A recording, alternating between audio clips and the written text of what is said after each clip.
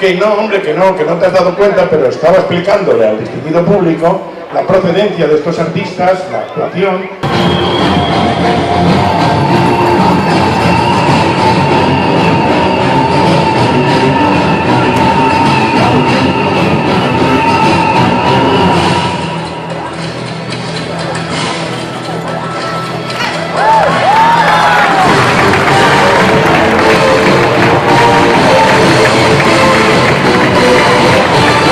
A todos, ¿cuál es su verdadero nombre?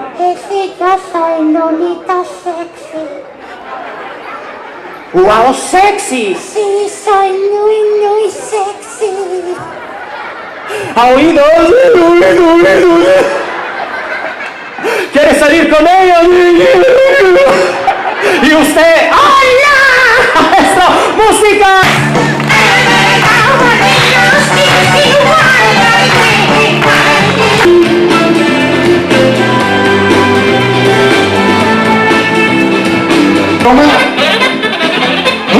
Me encanta, huele un poquito a pistacho.